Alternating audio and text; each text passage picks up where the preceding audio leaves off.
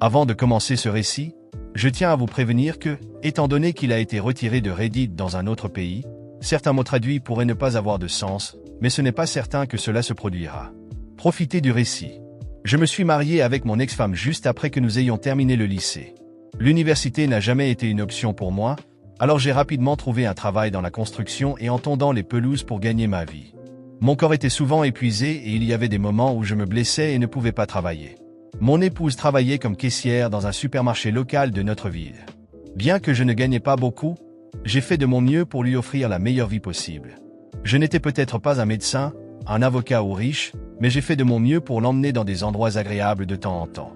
Tout allait bien jusqu'à ce que mon ex-femme développe des goûts coûteux et commence à dépenser nos économies en choses matérialistes, des articles qui étaient bien au-delà de notre budget et qui nous coûteraient des mois de nos salaires. Nous avons eu des discussions sérieuses à ce sujet et je me demandais toujours ce qui avait changé. Je l'avais toujours connue comme une personne simple jusqu'à ce qu'elle commence à parler de son patron, qui était le propriétaire du supermarché où elle travaillait.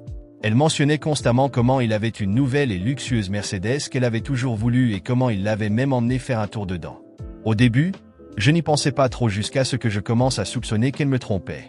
J'ai menti et lui ai dit que j'allais rendre visite à mes cousins dans un autre état pour quelques jours. J'ai fini par louer un motel pour les 2 jours suivants et je suis rentré chez moi au milieu de la nuit, juste pour voir une voiture inconnue garée dans notre allée.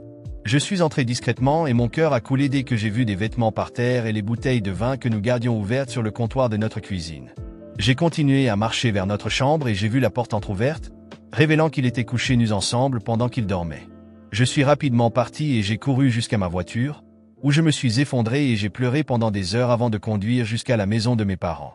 Le lendemain, je suis revenu et je l'ai confrontée. Je lui ai dit que je savais qu'elle m'avait trompé et que je voulais divorcer. Elle m'a regardé en silence et a soupiré de soulagement. Elle m'a dit qu'elle attendait ce jour. Elle a dit que je ne pouvais pas lui offrir le style de vie dont elle avait toujours rêvé et qu'elle devait être avec quelqu'un qui pourrait lui donner tout ce qu'elle voulait. Son patron était cette personne. J'étais dévasté et le cœur brisé. Mais j'ai gardé mon calme et je lui ai dit qu'elle devait être hors de la maison pour le lendemain matin et que je lui enverrais les papiers du divorce. Je suis retourné vivre chez mes parents, où je suis tombé dans une dépression pendant les 3 à 5 mois suivants. Pendant ce temps, mon ex-femme publiait sur ses voyages et vivait la vie qu'elle avait toujours voulu avec son patron. J'ai décidé de canaliser ma colère et ma frustration en travaillant plus dur à mon travail. Les 3 à 5 années suivantes ont été brutales et j'avais l'impression que mon corps abandonnait. Mes dépenses ont diminué et j'ai réussi à économiser presque tout mon argent. À la fin, je suis devenu chef de projet et j'ai commencé à parler avec différents clients. Je gagnais plus de 6 chiffres, mais je voulais plus. J'ai quitté l'entreprise avec 2 de mes amis du travail et nous avons lancé notre propre entreprise de construction en utilisant les économies que j'avais accumulées au cours des 8 dernières années. Avance rapide jusqu'à récemment, et maintenant je possède quelques propriétés et places qui sont en location. Je consultais mes emails quand j'ai vu le nom de mon ex-femme sur la liste des clients avec le nom de famille de son patron. J'ai vu le nom de mon ex-femme, portant maintenant le nom de famille de son patron. J'ai enquêté plus loin et j'ai découvert qu'il était mes locataires dans un petit complexe d'appartements que je possédais dans une zone plus dangereuse de la ville. J'ai habituellement un gestionnaire immobilier, mais parfois je vérifie toutes mes propriétés pour m'assurer que tout est en ordre.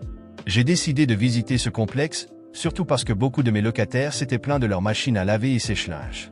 Je suis allé là-bas avec l'équipe de maintenance et j'ai commencé à indiquer ce qui devait être réparé et remplacé. C'est alors que j'ai vu mon ex-femme avec son panier à linge en entrant, demandant si la machine à laver et le sèche-linge étaient prêts à être utilisés. Elle m'a vu, m'a reconnu, et a appelé mon nom. Elle a demandé ce que je faisais là, supposant que je faisais partie de l'équipe de maintenance. Mon ouvrier a ri et a dit « C'est notre patron ». Alors que je continuais à travailler, elle m'a regardé et a poursuivi la conversation. Elle m'a demandé comment je suis devenu riche, et j'ai répondu que j'avais simplement eu de la chance. Je lui ai dit que je possédais une entreprise de construction et plusieurs propriétés, y compris le complexe où elle vivait, Wetozanda.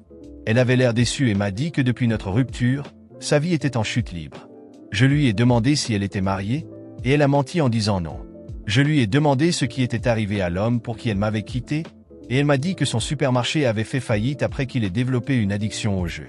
Puis elle m'a demandé si j'étais célibataire et a suggéré que nous allions dîner ensemble. J'ai ri, mais elle a dit qu'elle était sérieuse et que je pouvais enfin lui donner les choses qu'elle avait toujours voulu. Elle a affirmé qu'elle me donnait une chance de me racheter pour le passé, et j'ai éclaté de rire. Je lui ai dit que j'étais heureux en mariage et lui ai montré ma bague. Je lui ai également dit d'aller en enfer et les traiter d'arrivistes. Mon ouvrier a commencé à rire, et certains d'entre eux ont commencé à parler entre eux de ce qu'ils venaient d'entendre. Ça faisait du bien de l'appeler enfin arriviste après tout ce temps, sans compter que sa vie a été ruinée par sa cupidité. Qu'avez-vous pensé de ce récit? Laissez votre avis dans les commentaires et dites-nous si vous préférez des récits plus longs ou plus courts. Merci beaucoup d'avoir regardé. N'oubliez pas de vous abonner à la chaîne pour nous soutenir, et à la prochaine histoire Reddit.